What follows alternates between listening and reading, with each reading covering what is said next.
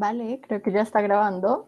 Hola, soy Laura y el día de hoy la Academia de Todi me invitó a dar este taller sobre puntos de información.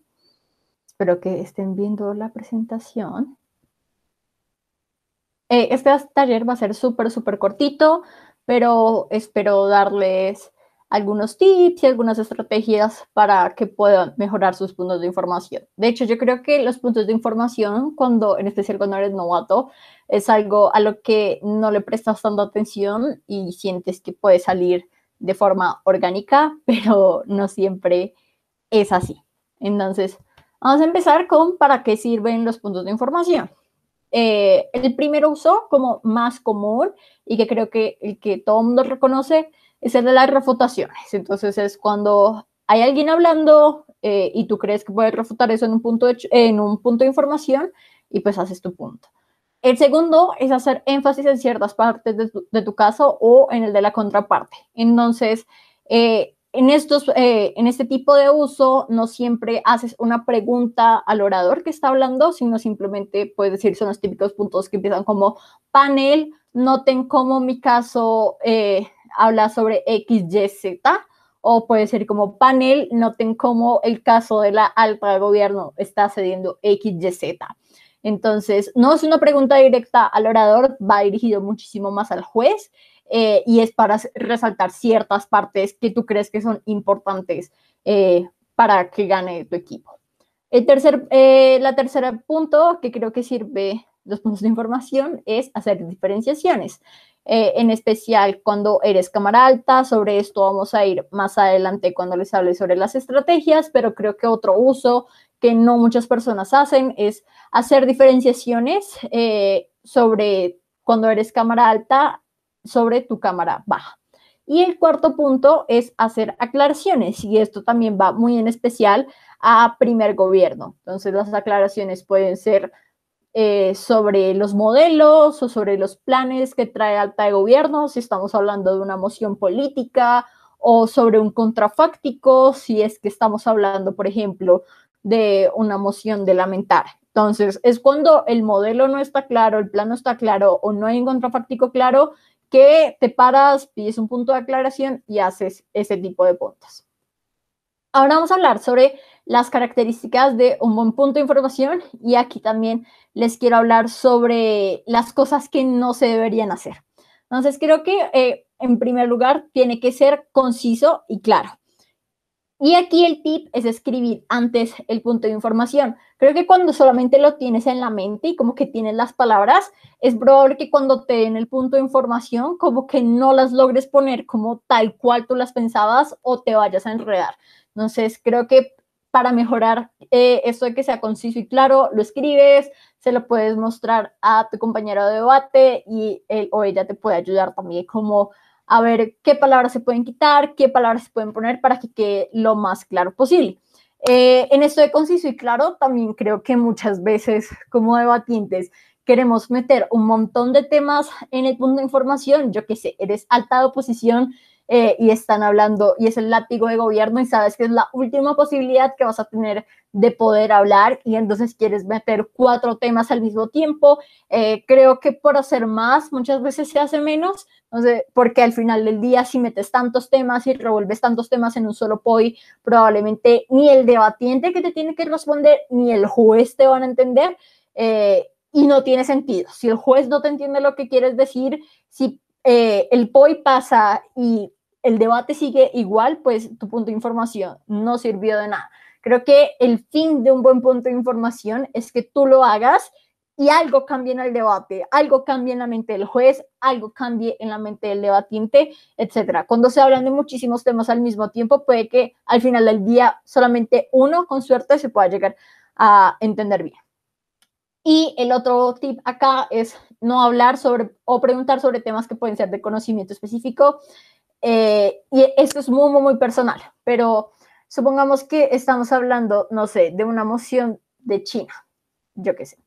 Y está hablando el primer ministro o la primera ministra Y baja de oposición, esto es un saludo a Jorge Portocarrero, quien creo que es muchísimo mejor debatiente que yo, pero que creo que estos puntos de información no son tan estratégicos, te hacen un punto de información tipo como, ¿me puedes explicar de qué trata la sección 25 del Plan China 2020?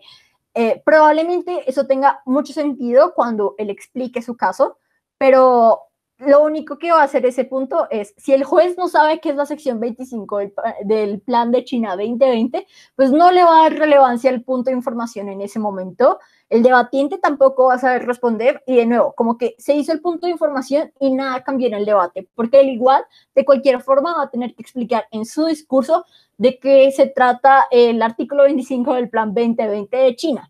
Entonces, yo creo que en vez de hacer conocimiento específico y como de querer eso solamente sirve, creo yo, para asustar a la persona que está dando su discurso, como decir, oh no, no sé sobre qué está hablando. Creo que eso es lo único que puede causar, pero probablemente para el juez no vaya a ser algo como súper contundente porque todavía no sabemos la relevancia de eso y demás. Entonces, es mejor pasar a puntos, por ejemplo, que hablen sobre los principales puntos de choque en el debate, que es la segunda característica que les pongo aquí, que para mí es de las características de un buen punto de información. Un buen punto de información no debería hablar sobre cosas supremamente específicas o sobre ejemplos sumamente específicos, sino que de alguna forma le peguen a lo que se está hablando en general en el debate. Entonces yo creo que la forma de evitar de hacer puntos de información que probablemente no vayan a ir sobre lo principal del debate y probablemente vayan a ser puntos de información desperdiciados, es hacer POI reactivos, es no hacer POI reactivos más bien. Entonces, yo creo que eso pasa mucho, en especial cuando uno es novato y es que, no sé, el debatiente, alguien está hablando y, no sé, tú tienes o mucho conocimiento específico sobre el tema del que se está hablando y puede que el debatiente diga algo que es falso o es incorrecto y demás. Y te paras y pides un punto de información para refutar eso.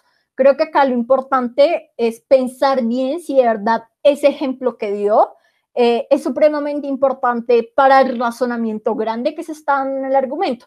Porque puede que refutes ese ejemplo chiquitito sobre conocimiento específico o sobre cualquier otro ejemplo, pero si en realidad no estás atacando al razonamiento grande o a los mecanismos grandes sobre ese argumento, probablemente pues no vayas a cambiar mucho en el debate. Y también otra de las recomendaciones es poner mucha, suena obvio, pero es poner mucha atención durante el debate. Durante el debate muchas veces no solamente tienes que escuchar al debatiente, sino que si aún no ha sido tu turno de hablar, estás probablemente terminando de escribir tu caso, estás también escuchando a tu compañero que te está diciendo refutaciones y en medio de todo eso muchas veces no nos escuchamos como es debido y es cuando se hacen puntos de información sobre temas que ya se han respondido. Entonces, de nuevo, eso es un punto perdido porque pues es algo que el orador simplemente te va a decir como, pues eso ya lo respondí. Siguiente. Y ya, creo que características de un buen punto de información y sobre qué no hacer, esto es todo. Vamos a pasar a la última parte y es sobre las estrategias. Entonces, la primera estrategia que les voy a proponer en este taller es pensar los puntos de información desde el tiempo de preparación. La forma en la que yo les aconsejaría que hicieran esto es, no sé si mucha gente lo haga todavía, pero yo a veces solía, cuando competía más competitivamente, solía tener como una plantilla más o menos sobre la que yo hacía mi tiempo de preparación. Entonces tenía un cuadro para la moción, para escribir la moción, otro recuadro para escribir, yo qué sé, el caso de mi contraparte, otro recuadro para escribir el status quo y demás. Mi consejo es que si hacen eso, que yo creo que en especial para los debatientes novatos e intermedios es súper bueno porque te obliga sí o sí a escribir ciertas cosas y o sea, no solamente como tengo que pensar en el status quo, sino que si ves la casilla vacía del status quo, a mí me pasa, te obligabas a llenarla. Mi recomendación es que tengan también una casilla de puntos de información. ¿Cómo se pueden pensar los puntos de información desde tiempo de preparación? Y yo creo que, no sé si esto va a sonar demasiado obvio, pero es como siendo comparativos. Entonces, piensen cuáles son los puntos claves que sí o sí la otra bancada va a tener que responder para que su caso tenga sentido. O, no sé, también pueden pensar si es una moción política o sobre la que tengan muchas preguntas sobre cómo va a ser su funcionamiento, también entonces pueden ir pensando como preguntas que para usted, para desarrollar su caso, son claves. No sé, en una moción de esta casa invadiría militarmente Venezuela, yo que sé, una moción súper vieja. Probablemente para que el caso de oposición funcione, muchas cosas, pues tienen que saber cómo sí o sí va a funcionar el modelo de gobierno o qué cosas está cediendo el gobierno. Digamos, ese tipo de cosas, pensar comparativamente cuál es el caso de ellos, qué es lo que están cediendo y demás, ayuda mucho a poder escribir esos posibles puntos de información.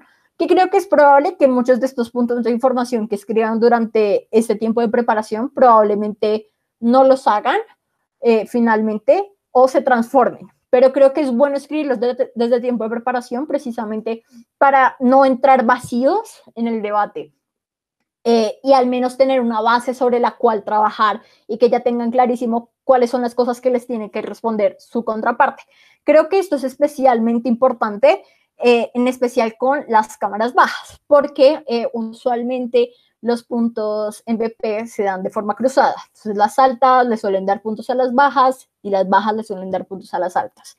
Si es un debate muy competido, probablemente si su cámara alta le pide punto a la baja y no tiene punto a la baja, le van a dar el punto a la alta.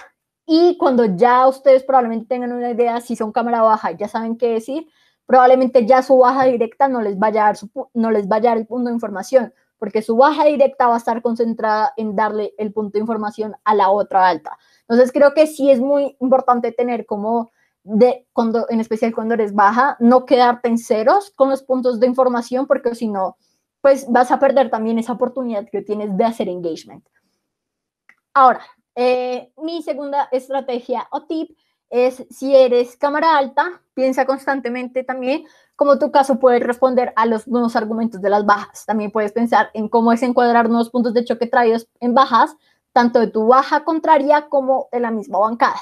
Y esa estrategia tiene que ver con uno de los usos de los puntos de información que les comenté al principio, y es que tú en los puntos de información no necesariamente tienes que hacerle una pregunta a la persona que está hablando, o no necesariamente tu comentario tiene que ser sobre lo que la persona está hablando, sino que tú puedes usar ese punto de información más estratégicamente. Si tú crees que tu competencia no es la bancada contraria, sino que tu competencia más grande en el debate es tu cámara baja, por ejemplo, si eres cámara alta, yo creo que es válido que un orador se pare y haga un punto de información que se dedique, yo qué sé, a decir, a tratar de explicar un poco por qué los razonamientos que trae la baja son derivativos de lo que ya explicó, o por qué esos impactos son derivativos de lo que ya explicó, o por qué el punto nuevo y novedoso que trajo probablemente no es tan importante a lo que ya trajiste tú mismo.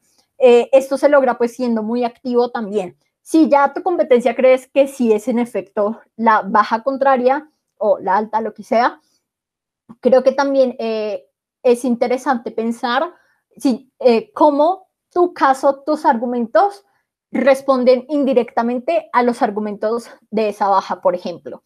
Esto es tarea de los jueces, se supone, como que si hay un argumento que tú ves de una cámara alta que les responde a los argumentos que trae la cámara baja, pues se tienen que tener en cuenta, pero creo que también es misión de los debatientes hacerle la vida muchísimo más fácil a sus jueces, y creo que eso también se logra como tratando de explicar en estos puntos de información cuáles argumentos en específico son los que responden a los puntos que está trayendo esa baja. Y ahora, para terminar este taller, creo, me puse a pensar como cuáles son los retos también que uno tiene en los puntos de información, y pensando de nuevo en las bajas y en todo esto de que muchas veces cuando no entras con puntos de información desde tiempo de preparación, también muchas veces te bloqueas para hacer puntos porque sientes que si vas a hacer un punto de información, entonces como que vas a vender tu caso, vas a exponerlo y puede que tu alta te lo robe. Entonces, aquí quiero hacer varias reflexiones luego de dar mi estrategia. Creo que la primera reflexión que quiero hacer sobre esto es que un caso fuerte se basa como en mecanismos o en impactos súper razonados. Teniendo en cuenta esto, creo que es poco probable que si tu caso está súper bien construido, la alta te lo pueda robar simplemente cuando mencionas algo sobre el tema relacionado. Por ejemplo, si tú, no sé, en una moción, por ejemplo, sobre si preferimos un modelo de educación autoritaria o un modelo de educación donde sea más igualitario. Si como baja de oposición, por ejemplo, si mi extensión fuera sobre, por ejemplo, eh, sobre cómo esto ayuda, el modelo igualitario ayuda a los niños a tener, por ejemplo, una mejor toma de decisiones. Si yo hago un punto de información sobre en qué mundo se toman mejores decisiones, no necesariamente con eso estoy vendiendo mi caso. Puede que mi alta, ya sepa que ese va a ser el tema de que voy a hablar y puede que trate también de hablarlo, como de quemarlo, cuando sea su turno. Pero si tu argumento y si tu caso está basado como en buenos mecanismos que fueron pensados desde tiempo de preparación, en buenos impactos y demás, es poco probable que tu alta vaya a lograr cubrir todo eso.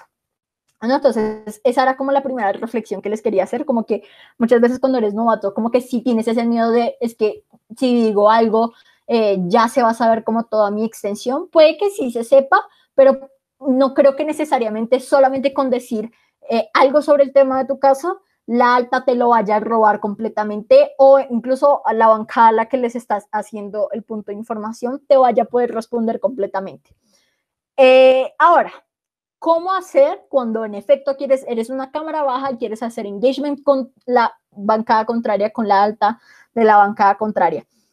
¿Y cómo hacer para no votar como todo el caso? Yo creo que un punto interesante puede ser hacer un punto de información sobre framing. Por ejemplo, no sé si este ejemplo me lo dio mi amigo Juan David Quijano, que era que estaba en un debate en el que, no sé bien la moción, pero era como sobre los musulmanes en Francia, ¿no? Y Cámara de Gobierno asumía que los musulmanes de Francia eran mayoritariamente migrantes, pero no lo decía explícitamente, como que su caso se basaba implícitamente en ello. El caso de Juan David se basaba en que pues las personas mayoritariamente, o sea, las personas que eran musulmanes eran mayoritariamente hijos o nietos de personas que habían migrado, pero que ya eran franceses. Entonces, probablemente muchas cosas que les pueden ayudar, en especial cuando ustedes tienen extensiones novedosas, es que hagan un punto sobre que cuestione el framing que está trayendo la contraparte. Creo que eso puede ayudar y ahí no necesariamente como que están vendiendo todo su caso, sino que sí ayuda a que vayan, a que la otra cámara pueda hacer engagement y que también que el juez vea que ustedes están dando oportunidades para que la contraparte pueda responder a eso. Porque lo que va a pasar es que si ustedes son baja de oposición y de la nada traen un caso súper diferente, si durante todo el debate se trató que, por ejemplo, en este caso los musulmanes eran migrantes 100% y ustedes de baja posición nunca hicieron un punto de información sobre esto y solo hasta su discurso lo están cuestionando, yo creo que si no dan como chances de que otros equipos puedan hacer engagement, pues probablemente no vaya a tener tanta persuasión, van a quedar como fuera del debate, puede ser. Entonces, una estrategia es pensar como en cuál es el punto, si el framing de ustedes es diferente al framing que está presentando la contraparte, y ahí pueden empezar como a incluir esas notas de dudas de por qué probablemente el framing que nos está trayendo la contraparte probablemente no es el framing que más atiende a la moción o al debate. O yo creo que también pueden hablar en términos de ejemplos que les puedan servir para sus argumentos, pueden poner ejemplos también, preguntar sobre ejemplos en los puntos de información que atiendan a la argumentación que ustedes traen en su caso, y así de alguna forma les están dando la oportunidad a la cámara contraria de nuevo de responder esto, pero no necesariamente están dejando como entrever todo su caso. Y ya son 20 minutos, ya se ha acabado este taller, espero que les haya servido de algo. Creo que lo más importante de hacer puntos de información es hacerlos y equivocarse y ahí uno se va a dar cuenta como de qué es lo que le funciona para el caso individual de cada uno. Eso es todo. Gracias. Chao.